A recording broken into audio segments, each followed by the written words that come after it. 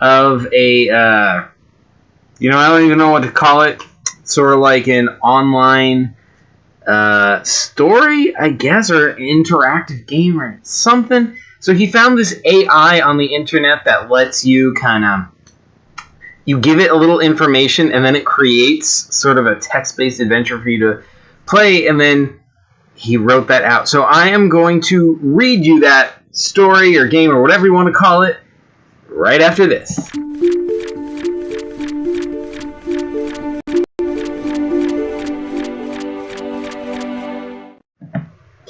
All right, folks, welcome, and so here we are, and let's see. Okay, so no. Okay, so this is the first one. Let's see if I can get this sort of windowed so I can still see the chat. Let's see. How's that? Why'd it get bigger again? I didn't tell it to do that.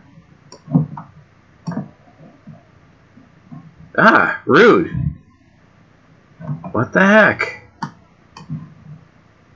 Okay, maybe if I do it from this side? Okay, so hopefully if somebody says something on the chat, I should be able to see it from here, I think. Okay, so yeah, let's read this thing. Okay, so you know what? Let me just like move the chat within Restream so that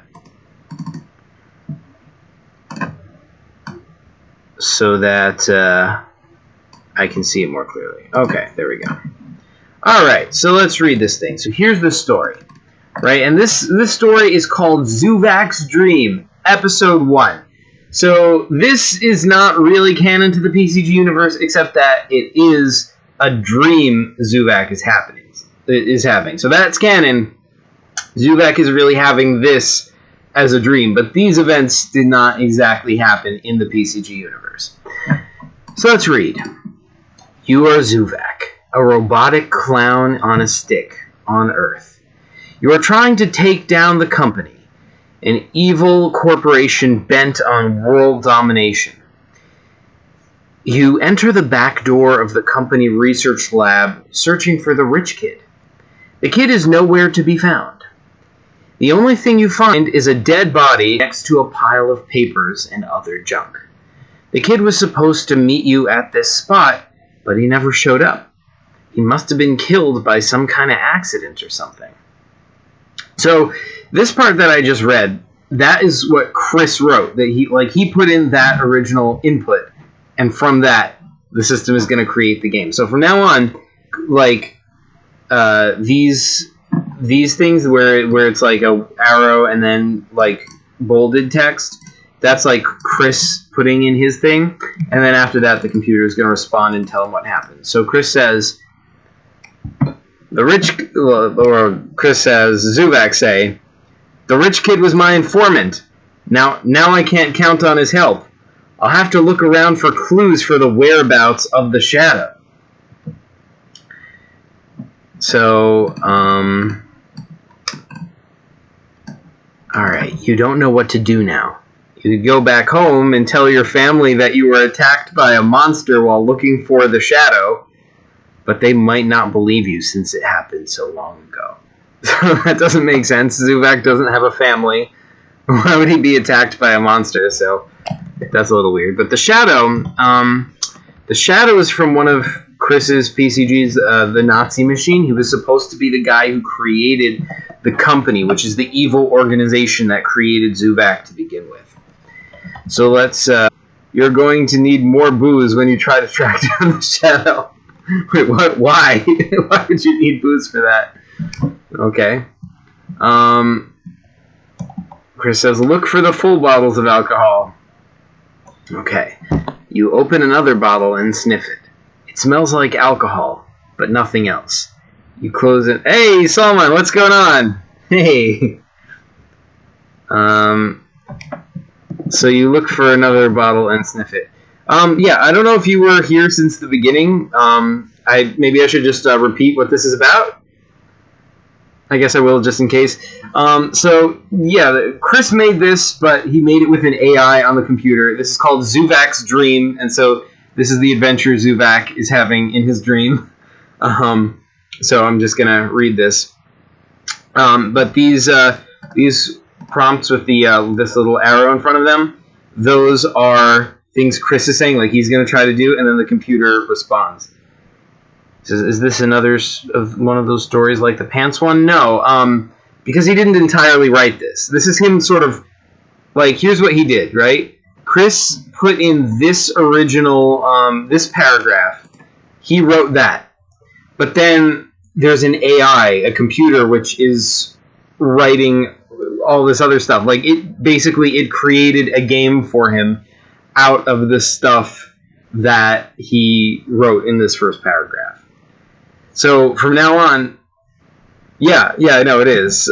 Chris just discovered that on the website, and then he just made a Zoovac thing with it. So, I thought perfect thing to do a live stream of. So, anyway, I'll reread the original paragraph so you know what's going on. So the original paragraph was, "You are Zoovac, a robotic clown on a stick on Earth. You're trying to take down the company, an evil corporation bent on world domination." So if you don't know what the company is, that's like the main evil corporation in Chris's PCGs. It's what created Zoovac and all of that stuff. So anyway, you enter the back door of the company research laboratory looking for the rich kid. So the rich kid is another villain from Chris's original PCGs. He was just like a really rich kid who was a jerk, basically, and he just did evil things because he was so rich. Could get away with whatever he wanted, I guess. So anyway, the kid is nowhere to be found. The only thing you find is a dead body lying next to a pile of papers and other junk. The kid was supposed to meet you at this spot, but he never showed up. He must have been killed by some kind of accident or something. So yeah, that was what Chris originally put in. From this point on, Chris is just sort of like, the computer generates the game, and Chris is just trying stuff, and the computer will respond to him.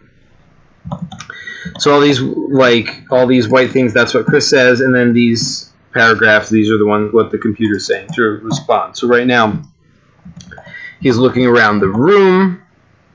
Yeah, I know, it is, right? But bear in mind, none of this takes place in the PCG universe exactly, because this is called Zoovac's Dream. So this is like a dream adventure that Zoovac is happening. So the events in this adventure didn't really happen in the PCG universe. So anyway, Chris says, look for full bottles of alcohol.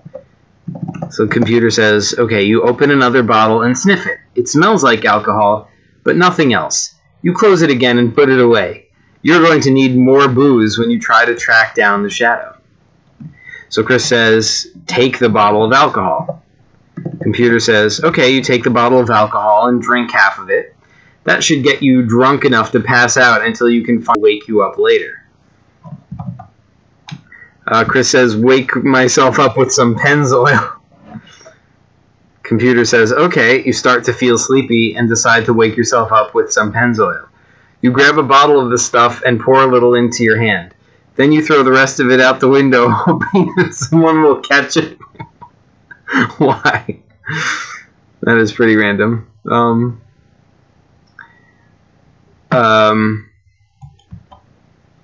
So Chris says, look out the window to see if anyone caught the oil. Computer says, okay, you look out the window and see if anyone has seen the oil, but there isn't anything out here except trees and rocks, so you give up on finding. Someone says, this is literally like playing a tutorial bot, except it's actually a bot and not yourself. Yeah, really. Okay, so Chris says, start searching for the rich kid's body. Computer says, you decide to search for the rich kid's body since you want to make sure that he wasn't killed by accident. You head over to the lab where you first met him and check all the rooms. No sign of him, though. Chris says, mix chemicals in the lab to make a Sea King potion. Computer says, you mix some chemicals together in the lab and wait for a few hours. You then put the concoction into a vial and leave it outside in the woods. When night comes, you return to your house to let it cure itself. Okay. I guess that didn't work. Chris says, plug myself into the internet and do a search for the rich kid. That should work. I mean, he's Zoovac, right? Zoovac can do that. So, computer says, you plug yourself into the internet and do a search for the rich kid. Nothing comes up. You wonder what happened to him. So you go back inside your house and check his room. Why does he have a room in Zoovac's house? Anyway, he is gone. Well, at least you now know that he was murdered by the shadow. Chris says, of course, it's perfectly logical. I can't find any trace of the rich kid, and he's not in the room I keep for him at my house, so 2 + 2 = 4. He was murdered by the shadow. Simple. Now, I just need to find the shadow and avenge the rich kid's death. Okay. Computer says, you plug yourself into the internet and do a search for the shadow. Nothing comes up. You did that. You wonder what happened to him, so you go back inside your house and check his room again. This time he's still there. Chris says, oh snap, rich kid, where were you? Computer says, you plug yourself into the internet and do a search for the shadow. Nothing comes up either. You wonder what happened to him, so you go back inside your house and check his room again. This time he's nowhere to be found. Chris says, damn it. Computer says the same thing again. This time he's still there. What is going on? Chris says, ask the rich kid where the shadow is. Okay, sorry. I did not expect this to get to me like that. Chris says, leave my creepy glitched out house. Yeah, seriously. That was pretty glitchy. Yeah, seriously, dude. Computer says, you leave the mansion with your newfound knowledge of how murder works. Oh, really? Is that what we learned from this? Chris says, use my knowledge of murder to track down the shadow.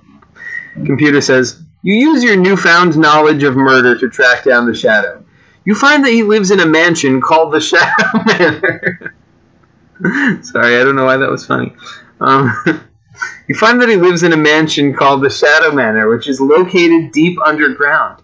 You enter the basement and look around until you see a door on the left side of the stairs, leading to an elevator. Oh, snap. I didn't realize that knowledge of murder was that good.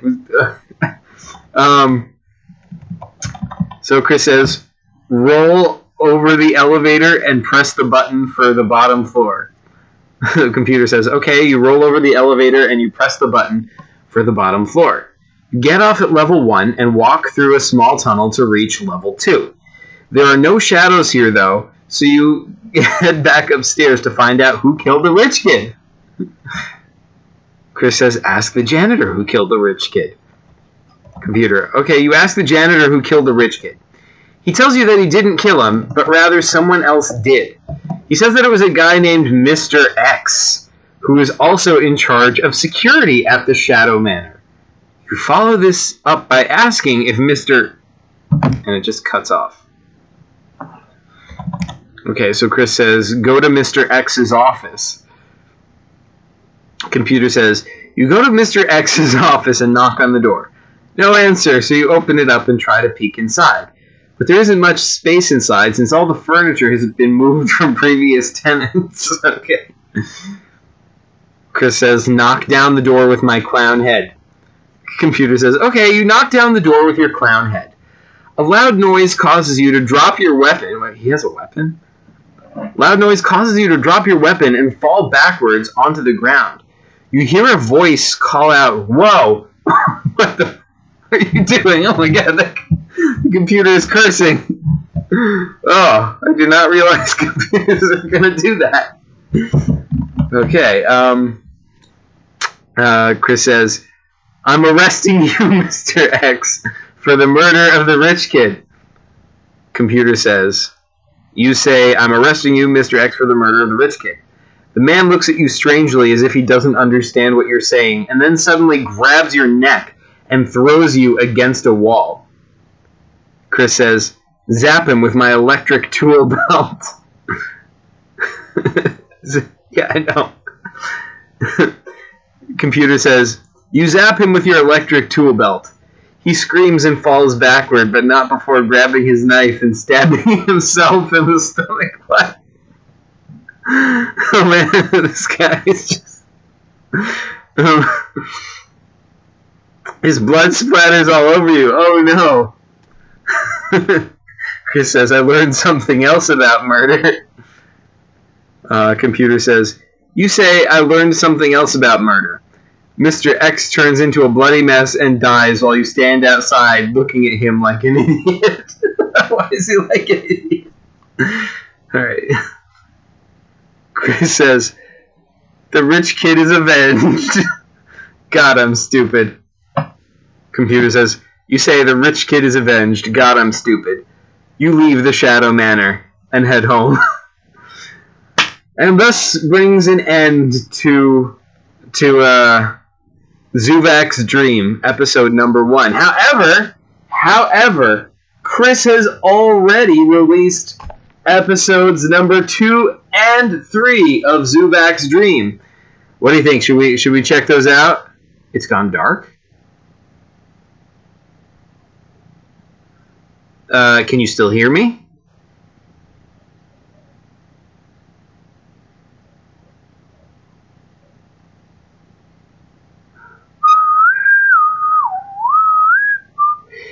I mean, should I, start and... Oh, okay. Let's see. I think this is number 2. Oh, yeah, the story's gone dark. Gotcha. Okay. So here's episode number 2. This is Zoovac's Dream, episode 2. This one... Oh, yeah, super dark.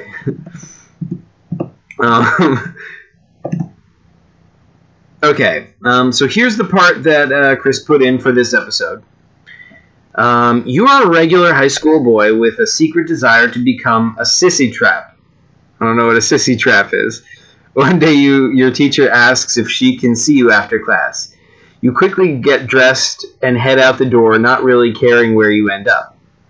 When you arrive at school, it's still pretty much as usual. The only thing different is that there are now 2 girls on the front of the class instead of just 1. Chris says, you asked to see me, miss?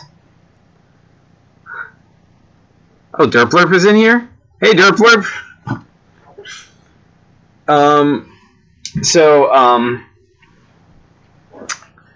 Yeah, Chris says, you asked to see me, miss? She says, yes, I did. The girl looks at you for a moment, then nods her head.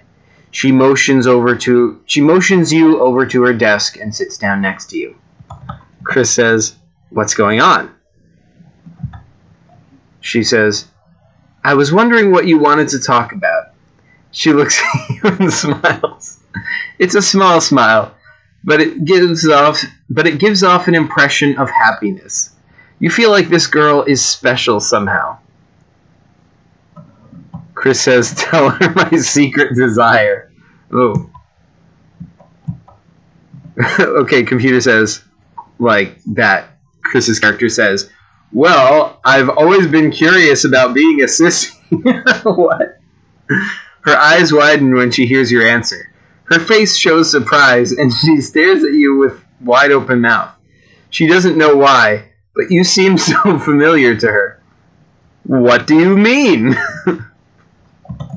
Chris says, I want to dress and act like a girl. I want to find myself a cute boyfriend. I want him to... Okay, I won't read that part. Computer says, oh, that sounds very interesting. She seems to be interested in your words, but she hasn't answered yet. She must think you're joking or something because she says nothing more. You don't understand what exactly you said wrong, so you continue talking. Chris says, "Are you here to help me?" No, I'm just curious about all this stuff." She looks at you again and smiles even bigger than before. This time, it's genuine. So she was faking the first time. You feel like she has found someone who understands her completely. This is kind of weird. Chris says, "Ask her if she's a sissy." She says, "Yeah, I am." She smiles back at you and says, "So, how do you want to go about this?" You look about the room and see many things that interest you. There are bookshelves filled with various kinds of literature. Chris says, "How do I become a sissy like you?" She says, "That's easy. Just follow these steps." She grabs a pen and paper from her desk and writes something on them. After writing some words, she turns to you and starts explaining each step. Chris says, "Listen to the steps she is telling me." She says, 1, take off your clothes. Oh my god! This computer is such a pervert. Like, so this is, like, just for the record, this is a computer auto-generating all this stuff. Okay, I'll keep reading.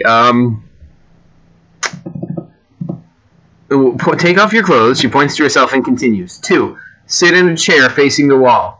3, put your hands behind your head. Chris says, "Take off my clothes." She says, 4, now put your hands behind your head as well.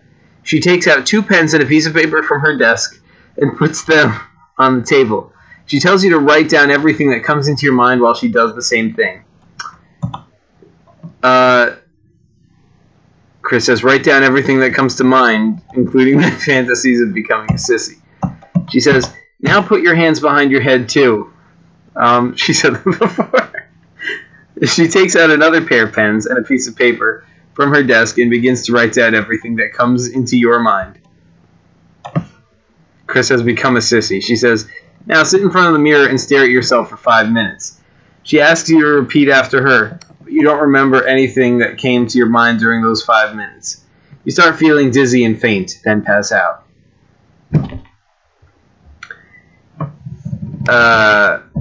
Chris says, "Wake up in girl clothes." And the computer says, you wake up in girl clothes. You realize you become a sissy. Chris says, "Go to school." It says, "You go to school and tell everyone what happened. They think it was a dream or an illusion, but you know otherwise." Chris says, "Go up to a cute boy." Okay, you walk up to a cute boy and ask him if he wants to be a sissy like you. He says yes, so you both get dressed and go home. Okay, I feel like maybe I should stop reading this one and skip to the next story. How about that? That got pretty weird. Alright. So, this is Zoovac's Dream, episode number 3. Okay, so, you are Balzac Globotron. This is the part that Chris put in, and then the computer is going to auto-generate, all this stuff. So, you are Balzac Globotron, an alien in space. You're looking for the trance gem, a crystal of incredible power. You beam onto the bridge of a derelict spaceship and notice movement beyond the rusted control panels. "We're being hailed," you say into your comlink. "I'm Balzac Globotron." The voice is familiar but not unpleasant. It's that of a human female with a British accent. "Hello, Bethany. So nice of you to drop by." So for those of you who don't know, Balzac Globotron is one of my PCG characters.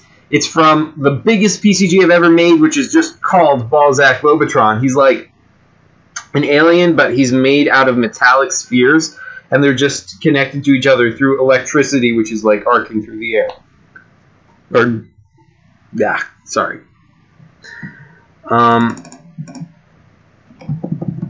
So we're looking for the trance gem, and we're beam onto the bridge of a derelict spaceship and notice movement beyond the rusted control panels. We're being hailed. Okay. So Bethany says,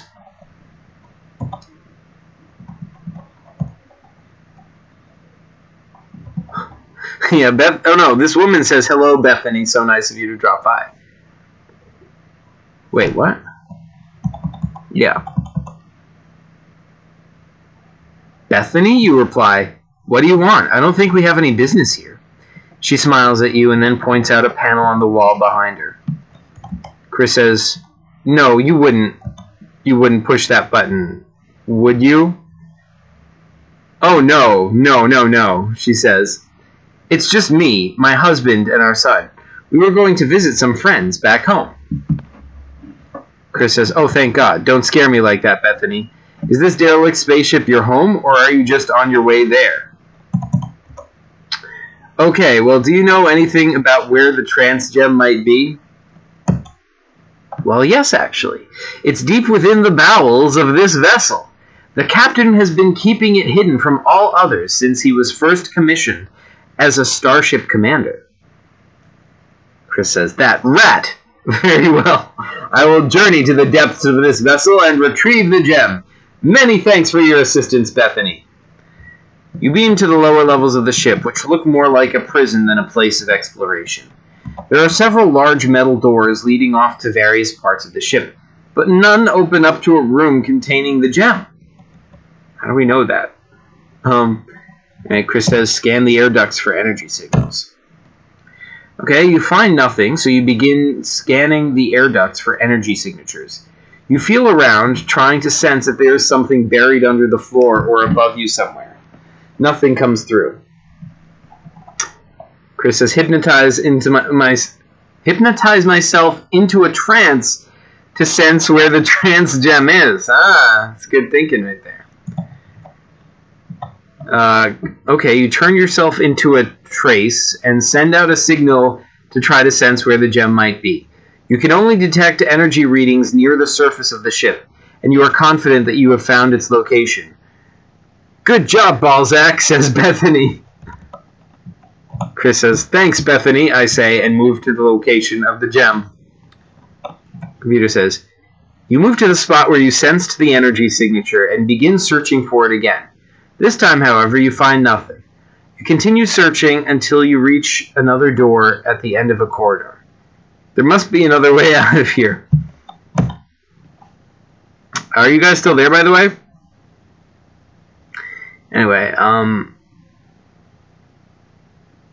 wait, I'm sure the trance gem was here. Bethany, did you steal the trance gem? I didn't steal it. I was just following orders when I sent out the signal. Then why isn't there a trace coming from anywhere else on this ship? The tracker system is offline. The ship itself is still working fine, though. Man, this computer is doing pretty good. Oh, cool. Oh, hey, Daniel the Yak. How's it going? Welcome aboard. Then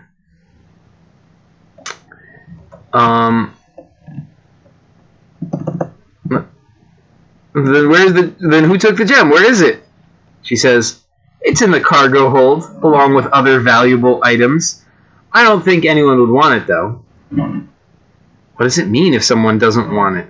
Bethany smiles. Chris says, too coy, Bethany, too coy. I say as I move to the cargo deck. You move to the cargo deck and search for the gem. Again, you find no trace of it. Maybe I should get rid of it now. No, not yet. We need to keep it safe until we can track down whoever stole it. Wait, what? Did we find the gem or not? I'm confused. What's going on right now? We move to the cargo deck, search for the gem. Again, you find no trace of it. Okay. Chris says, scan for other life signs on the ship. Okay, you move to the upper decks and scan for any life forms. You find nothing. So you return to the strange area where you felt the energy signature. What a strange sensation, I say as I move back towards my previous position. The sensation feels like electricity moving up and down my orbs. It must be a clue. You move back towards your original position and feel a sudden tingling sensation. You move your hands over them, feeling they are glowing slightly red hot. Pardon me again, sorry. That's a good one, I say as I take my hands away. Now I know where the gem is. Chris says, excellent, I say, and I move to the location of the gem. Computer says, you move to the location of the gem and begin looking around for traces of it. You find none. Ah! So you head back to Bethany. Where is it, she asks. It's in the cargo hold. How do I open that thing? Now she's looking for the gem. What is going on? This gem sucks so much. Chris says, press the button behind you, Bethany. Don't argue. It's our only hope of ever getting that gem now. She presses the button behind her and opens the hatch. Inside, you see a large metal box. The lid closes shut, sealing off the cargo bay. Well done, I say as I step inside myself. We're all set to go. I open the lid, finding the gem inside. You press the lid open and find yourself staring into a bright light. A beam of pure white light shoots out from within the box, hitting you directly in the chest.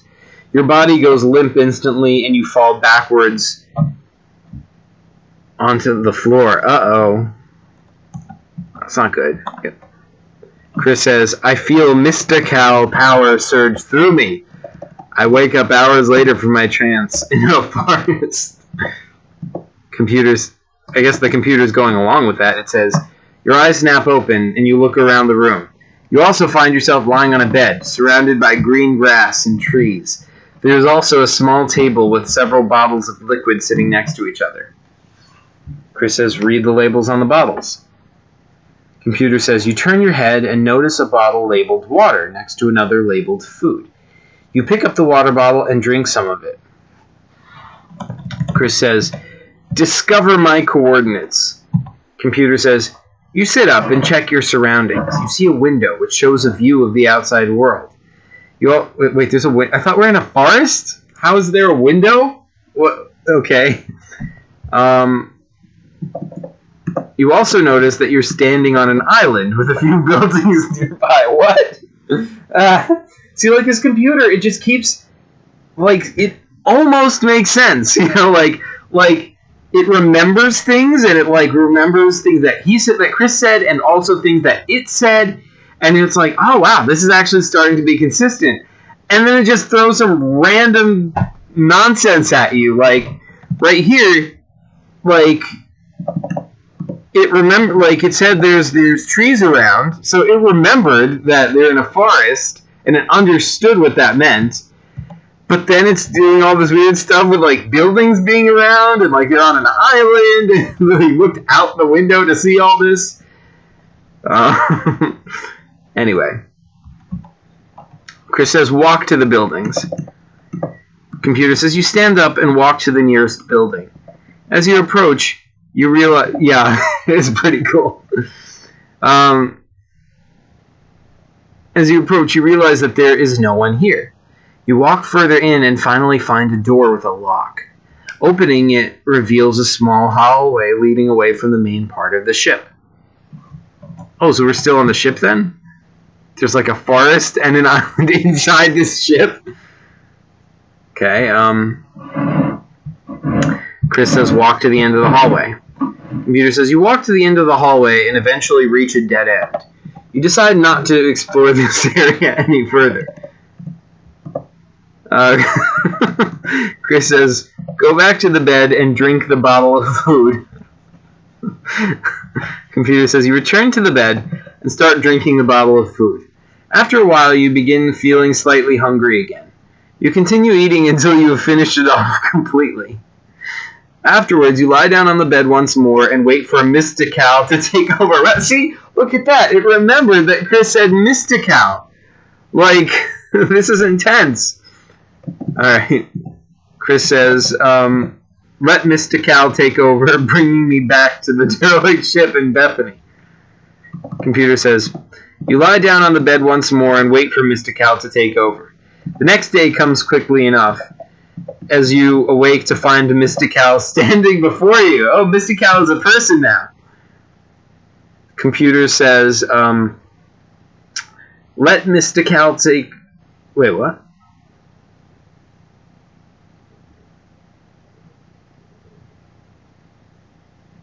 Yo, I gotta go, but I'll watch this later. Had a good laugh. Alright, have a good one, man. Thanks, dude. You lie down on the bed once more and wait for Mr. Cal to take over. The next day comes quickly enough as you awake to find Mr. Cal standing before you. Alright, Chris says, let Mr. Cal take over, bringing me back to the derelict ship in Bethany with a jolt.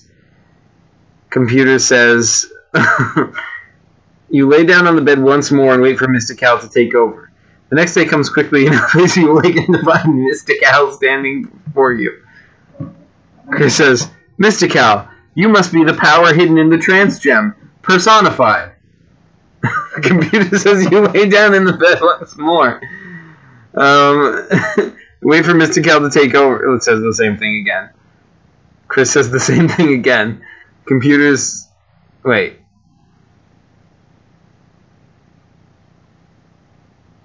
The computer says the same thing, but now it says your mind begins to wander into strange places. Chris says, wander off, fully enveloped in the trance, lost for all eternity. Computer says you lay down on the bed once more and wait for Mr. Cal to take over. The next day comes quickly enough as you wake to find Mr. Cal standing before you. You think about what just happened. And I guess that's the end. Oh, what a story. Alright, folks, so that is all 3 episodes. For anyone who's still watching at this point, thanks for being with us.